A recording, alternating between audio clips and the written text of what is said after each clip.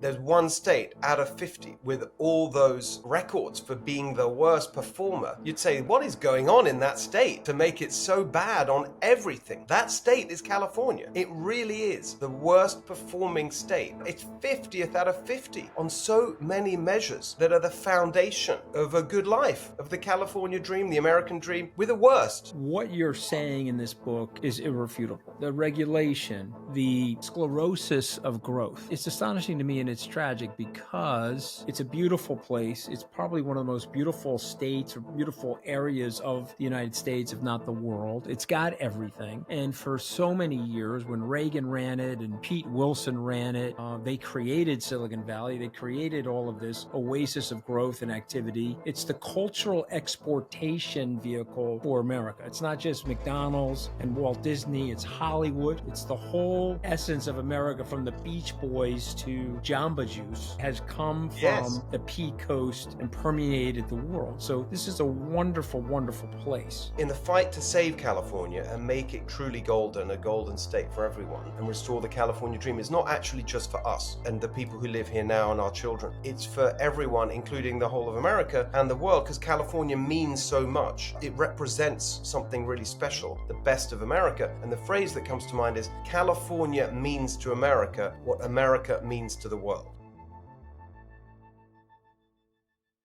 This is Open Book. I am your host, Anthony Scaramucci, welcoming to Open Book today Steve Hilton. He's an entrepreneur, political commentator, a best-selling author, and he's out with a new book. I love the title, Steve, Califailure. Califailure, reversing the ruin of America's worst-run state. And so I'm assuming that that's California. There are other states. Hopefully you'll write a New York failure book at some point. I don't know what you will title that. But let's go to you first before we get into the book. It's a great book. I want to recommend it to everybody. But let's go to your career. For Americans that don't know you as well as I know you, you've had a phenomenal career. So let's start there and tell us what you're doing now. So most people here in America probably know me from Fox News. I've been with Fox News for 8 years now? Mm-hmm. Started in 2016.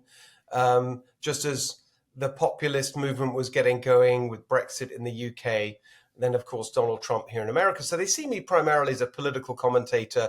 I've been a contributor at Fox News. I hosted a show on Sunday nights, which you were a very fantastic guest on. You'll remember, The Next Revolution, which I greatly enjoyed. I'd never done TV though before. It was a completely new thing to me. And most of my life, I've actually been, as you mentioned, an entrepreneur or someone who's worked in and around politics and government. I think the main thing I want to convey to people, because that's really an important part of who I am, is the fact that although my name is Hilton and I have an English accent, I'm describing myself today as a Hungarian American. And the reason for that is, first of all, I am now an American. I got my citizenship 4 years ago, an amazingly proud day. It was such a beautiful moment, slightly ruined by the fact that it was in the middle of the lockdown. So all the pictures have me with the sort of stupid mask and social distancing in the federal building in San Francisco. We live in the Bay Area out in California. But I say Hungarian because both my parents are Hungarian. My stepfather's Hungarian. My whole family is Hungarian. And so that, especially reflecting on that in writing this book and others I've done, that immigrant experience, my parents coming from fleeing communism in Hungary to England, where I was born and raised. But, they didn't have very much. We were a working class family. My stepdad worked construction. That whole experience, I think, has been very, very formative. And then of course, me here now as an American and raising my family here, we're immigrants to America. So I think it's just a very important part of who I am. In terms of the career, I started out, I was at Oxford University, my first job full-time, although in my gap year, I worked for a construction company in London. Again, very important, formative part of my life, going on construction sites and monitoring. I was a project manager. So that's a tough job. And I learned a lot through doing that. I worked after Oxford University at the Conservative Party as a researcher. Margaret Thatcher was then the Prime Minister. I had the privilege of working for her. But then I worked in advertising for a little bit, worked at Saatchi & Saatchi, a very big and successful ad agency in England. Through that, I did a lot of campaigns in the commercial sector, but also election campaigns around the world. It was a completely amazing time I had. We worked for Boris Yeltsin in Russia. That was amazing. And then I started my own business. When was that? The mid-90s. With a friend, we started a consulting company. We started a couple of restaurants. We did a lot of good, interesting things. Then I went back into politics because my friend David Cameron, meantime, had been elected as a member of parliament. And then when he wanted to run for the leadership of the Conservative Party, I helped him do that. He won. I joined him, became head of strategy and policy development. Then when he became prime minister, I went with him to 10 Downing Street. Had an amazing time there. We can dig into that if you like. Very interesting. Learned a lot from that. And then in 2012, we moved to America. My wife at that time was working at Google.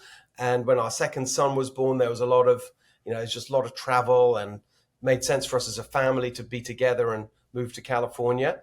And since I've been here, I've taught at Stanford University. I did a tech startup. And then I guess I'm right up to date. Joined Fox News in 2016. So that's the menu. You can dig into any of it's that. Important.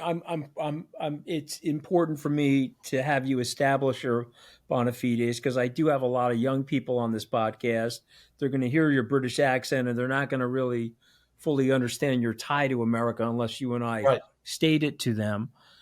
Because I think it does give you some grounding and some perspective on some of the things that America does really well: entrepreneurship, culture of understanding failure. Lots of meritocracy. People like you and I can rise in America despite what our family's origins are, whether it's from Hungary or Italy, it doesn't really matter. But then there's some things that we do poorly, frankly. We get over bureaucratized, and we start to get down these cultural rabbit holes that are hard to come out of. And so let's go to California. This show is sponsored by BetterHelp. I've spent over half my life on Wall Street, so I know how important it is to talk in numbers. And let's face it, traditional therapy can add up fast. It can feel like a big investment, but it's also one of the most important ones you'll ever make. For me, therapy has been a game changer. Having someone to talk to, work through challenges with, and gain perspective from, it's invaluable. With BetterHelp, you pay a flat fee for weekly sessions, helping you save on both cost and time. Two things we all wish we had more of. Like most of us, I live a busy lifestyle, but with BetterHelp, you can join a session with just a click anytime, anywhere.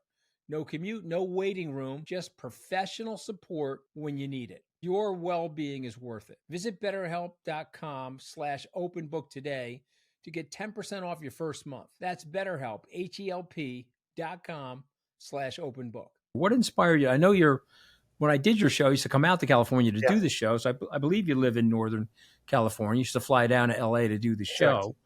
But talk about the writing of Califailure. Mm-hmm. What did you see in California's struggles that are a cautionary tale for the rest of America? So it's really interesting because I love California. I really do. It's my home. I raised my family there. As I mentioned, started businesses there.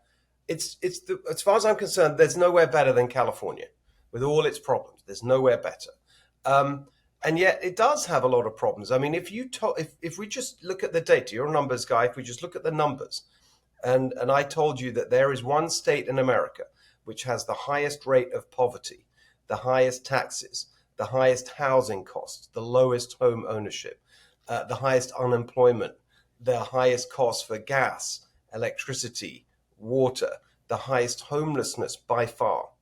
And then I could go on. The list is longer than that. There's one state out of 50 with all those records for being the worst performer. You'd say, wow, what is going on in that state to make it so bad on everything?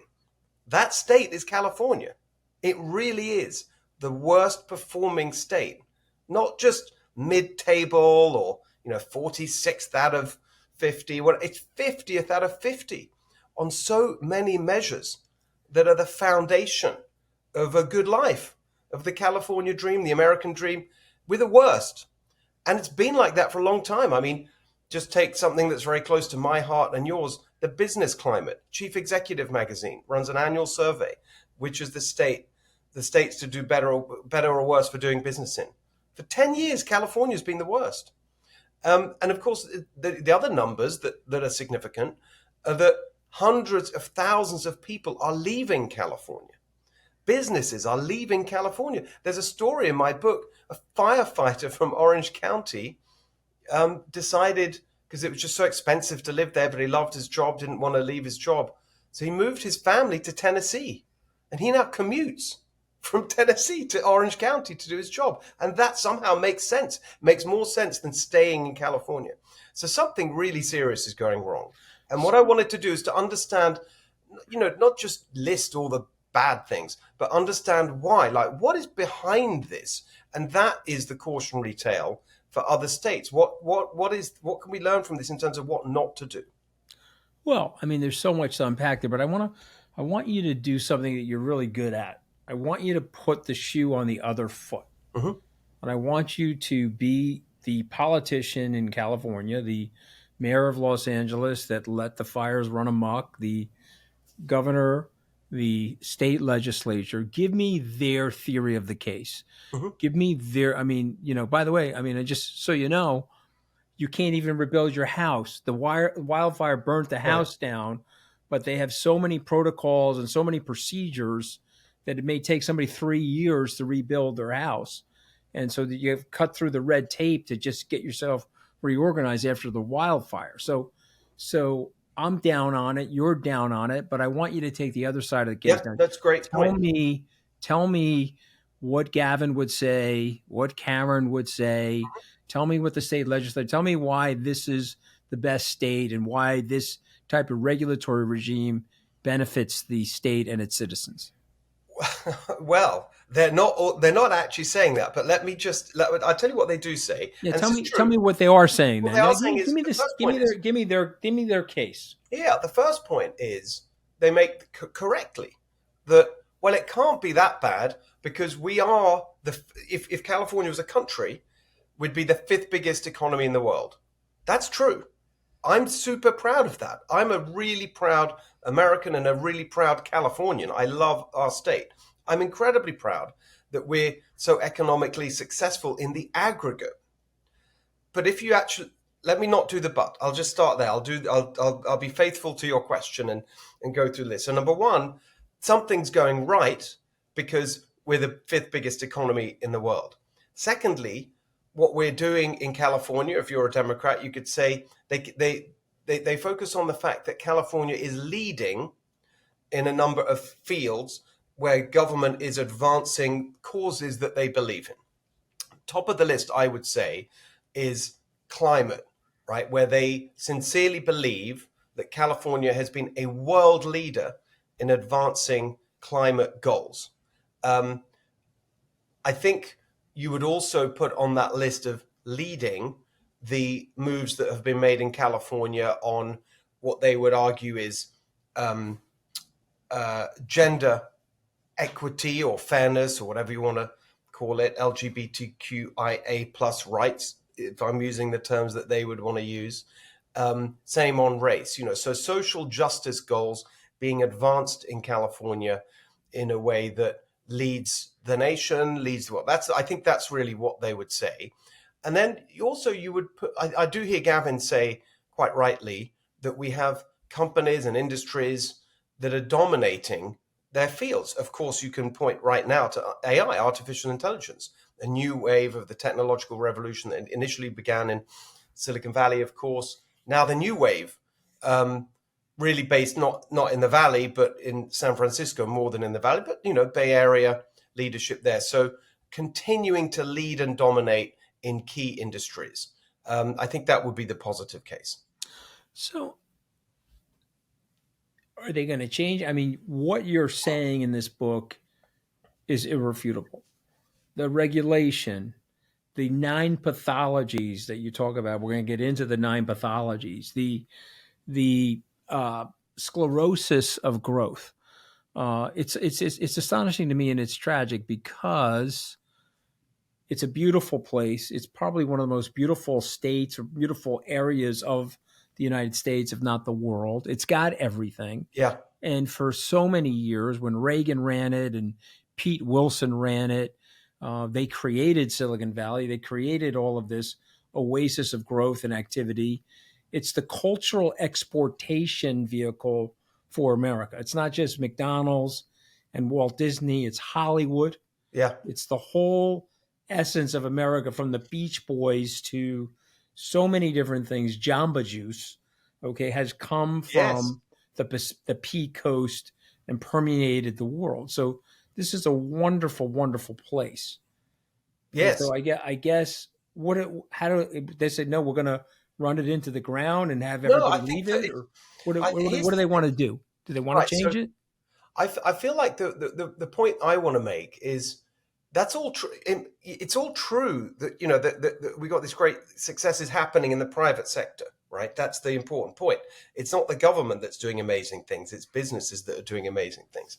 And I would say, yeah, imagine what we could do if we didn't have this overwhelming bureaucracy and overregulation that's standing in the way. Imagine how successful we wouldn't be. The fifth biggest economy, we'd be the third biggest, because actually if you look at the numbers, 3, 4, and 5 are pretty closely bunched together.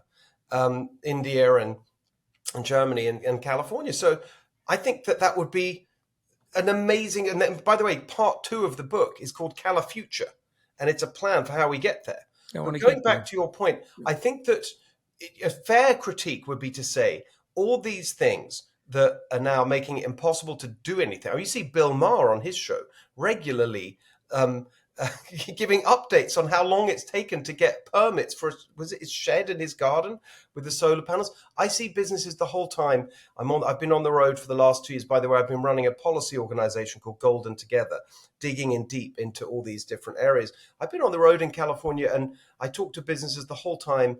It's just heartbreaking. I mean, just the stories are so insane. A winery in wine country, little small independent winery, she wanted to expand her patio, have more visitors. She had a permit for 30 guests. She wanted to increase it to 50.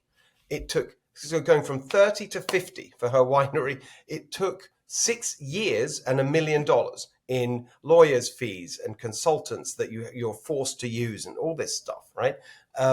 I have a machine tools manufacturer in this area, small, manufacturing plant. He told me he gave me the numbers. He said he's spending more on regulatory compliance than on his employees. 200,000 for his employees, 180,000 a month for regulatory compliance. It's insane. And then you look at it on the big picture. Why do we have the highest housing costs in the country, where the median house price, the typical house price, is $1 million? It's insane, because it's impossible to build anything because you've got the environmental regulations and the labor regulations. And let's just take those two, right? The environmental regulations and all the bureaucracy around it. It's not badly intentioned. It's a good intention. Protect the environment and reduce carbon emissions. I agree with that. Same with the labor regulations. We want workers to be looked after and well paid. That's true. But the real theme of the book is what's happened is, because it's a one-party state, one-party rule. It's not a one-party state. It's much more Republican than people think. But for like 25, 30 years, the Democrats have pretty much controlled everything, dominant in the state legislature with supermajorities in the recent years, running all the, basically run by Democrats. So there's no real challenge ideologically. So they've gone further and further to the left. So all these things have just been taken to the extreme, to the point where you just can't do anything. And I think that is the truth of the matter, which is that, no, of course they didn't intend to have these negative consequences. By the way, you say, what are Democrats saying? Right now, Gavin, I mean, it's revealed in their response to the wildfires, where you have Gavin Newsom literally almost talking like me, saying we have to sweep away this is a quote, the nonsense bureaucracy. And my argument is, yeah, I agree. So why don't you sweep it away for the whole state, not just in Los Angeles, in a couple of neighborhoods that need to be rebuilt? And same with Karen Bass. They are acknowledging it in respect of LA rebuilding. But actually, the truth is it applies right across the state, and it's having negative consequences everywhere. Okay, let's go to a few of the big pathologies, and then I want to make you the czar of California. Right. And if there were one or two policies that you would put in right away to cure some of these pathologies. So you've got 9 pathologies, but pick 1 or 2 that you really dislike. And then tell me a couple of things you would do to cure these pathologies. Well, the pathologies are really, the way I sort of set it up is that the real underlying problem in California is that everything's become so ideological. It's not practical. So what are the components of the ideology? So these are things like elitism, compassionism. I'm going to do that one, I think, climatism, socialism, cronyism, narcissism.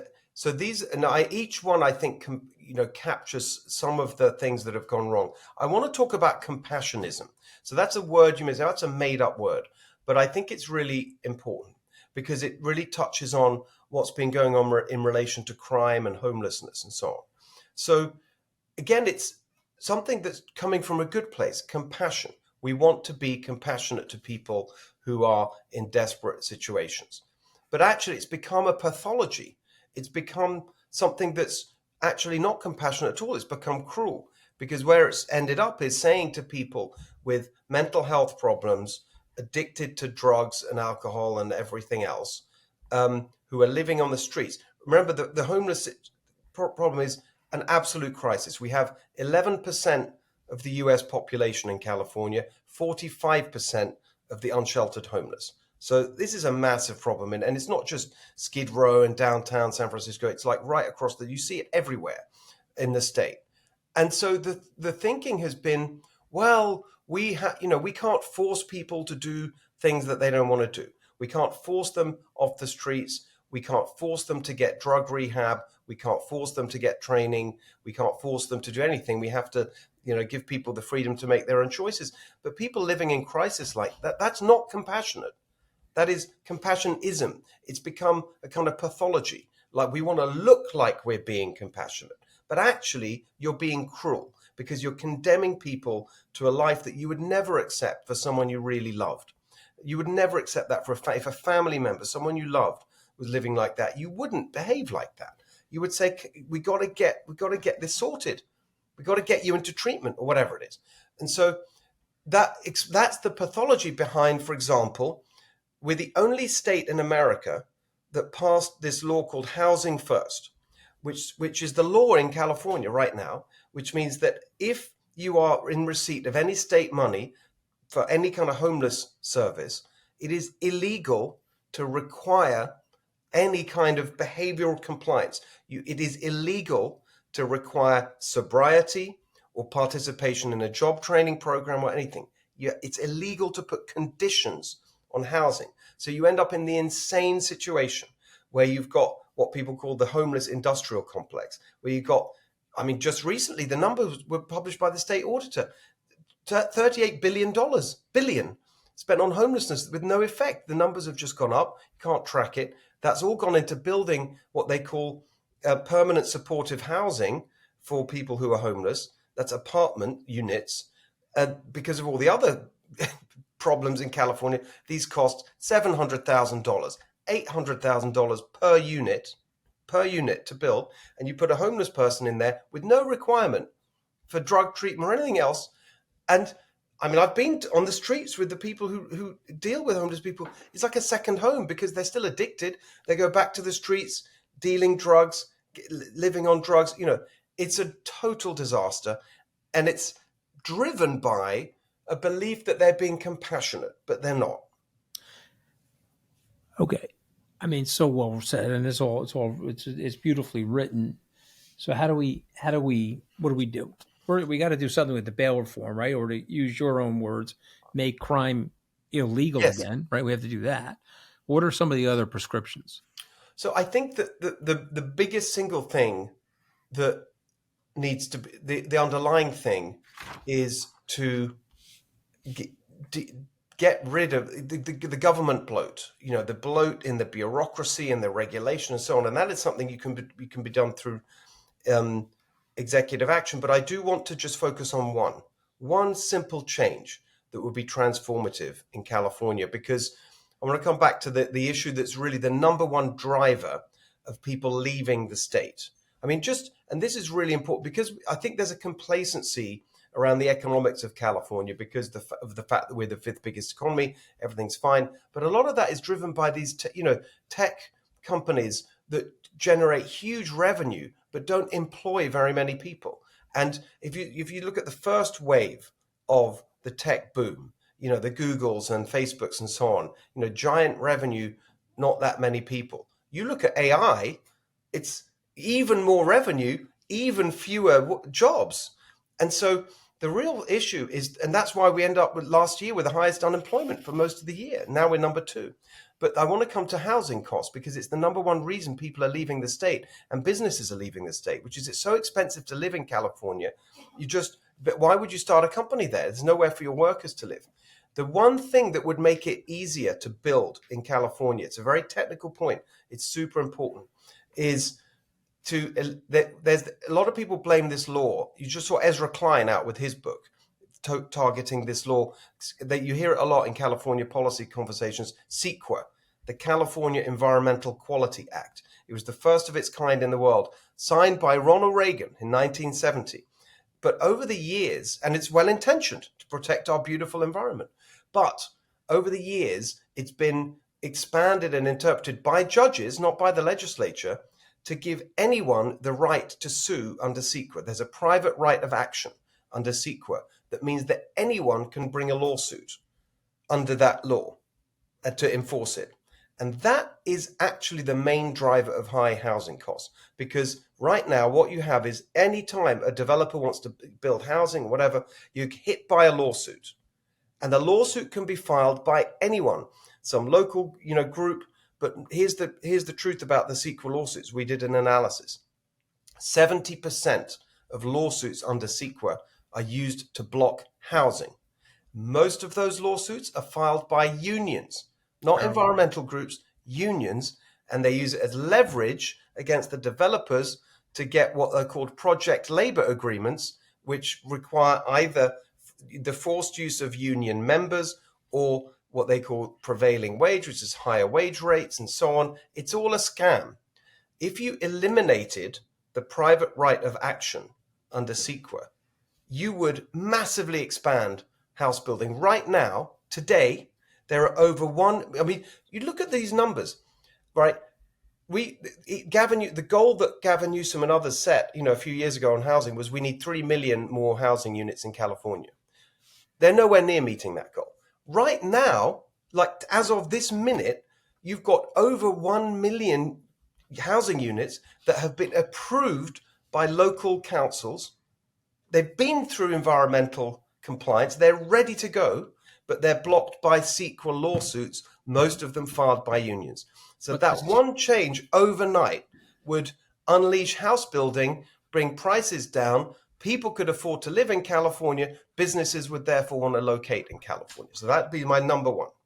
So the thing I wanted to say, and I want to get your reaction, the state has such great resources, topography, weather, beauty, infrastructure to speak of, that with the right policies, it would turn around pretty quickly. Yes. Oh, really quickly. I'm so glad you said that. I mean, you look at our farming industry, agriculture industry, the best in the world, right? We grow in California, 80% of the world's almonds and 70% of the world's pistachios. I talked to someone who's the world's biggest producer of tomatoes. You see, I'm saying it in an American accent. Just incredible, right? The bounty of our land. And by the way, in California, we grow the healthy stuff. I mean, we talk about make America healthy again. We grow produce and fruits and nuts, all the things that we want to be eating.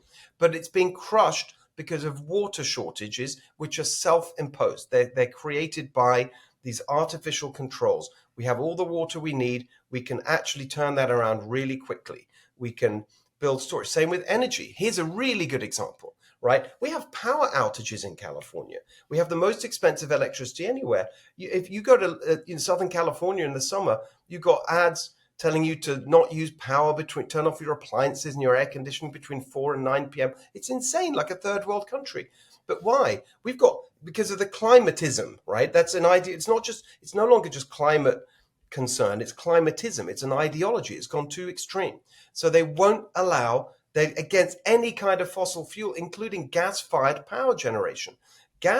Natural gas for power is a really good source of energy because it's reliable and it's affordable. It's lowering carbon And emissions. it burns clean. You know, you're Right, gonna but they're the turning it. policies are But going to they're, push they're them turning back it to off. coal to keep it up. Yeah, I No, agree. but they're turning right now. We have the gas-fired power plants in California are only used as backup for wind and solar because, of course, they're intermittent. We don't have the battery storage, so that means they're not operating efficiently. You could just turn a dial basically and turn the gas-fired power plants back to full capacity. They'd run more efficiently and would have reliable, affordable power. Like that's almost overnight. You could do that. Yeah, crazy. All right. Well, I've got 5 words. I probably don't know if you've listened to our podcast before, but we took 5 words from your book. And so I'm going to say the word and then you say something that comes to your mind. Okay. So if I say the word Democrat to you, Steve Hilton, what do you say? Overmighty. Okay. Do I do one word or you want more? No, you can do more. You can do more. I've said one party rule. No good. Okay. You've got to have some balance. Okay. We got to have balance in our government. So if I say Republican, you say what? I'd say balance again. We need balance, and the word I actually came to my mind was promise. The promise of a better future. Yeah. That's Well, I what mean, that you word. do right that you need the 2-party system. 1-party systems are corruptive. I say the word America, which you are now an American. So I say the word America. You say what? Best, best country, best place, and also I feel so proud and fortunate to be an American. It's like a dream come true. Well, I've always felt that about the place, and I was born here. Okay, I say the word California. You say what? Proud. I'm a proud Californian. I think here's the phrase that I will use. It's in the book. It's right near the beginning, and it brings those two together. It's a beautiful phrase, and it really captures for me what this is all about, actually. Which is when I say when we're in the fight to save California and make it really, when I say truly golden, a golden state for everyone, and restore the California dream. It's not actually just for us. It's and the people who live here now and our children. It's for everyone, including the whole of America and the world, because California means so much. It represents something really special, the best of America. And the phrase that comes to mind is California means to America what America means to the world. California represents the best of America, and that's what we need to get back. So it's so funny you say that because when I hear the word California, that's what I think of. I think of America. I think it's quintessentially American. Yes, exactly. All right, let's say the last word, and I'm going to give you the last word, Califuture. Optimism, adventure, innovation, aspiration, opportunity, the rebel spirit. That's what California is. It's like we're the place where the future is forged, and it's by unleashing the kind of spirit of Californians that happens. And I think that's the future that I would love to see. Okay, well, the title of the book is not Califuture, although Califuture's in there. The title of the book is Califailure, Reversing the Ruin of America's Worst Run State. The author is Steve Hilton, a dear friend, and I'm very grateful that you took it upon yourself to join us here on Open Book. Thanks, Steve. It was a great pleasure. Thank you.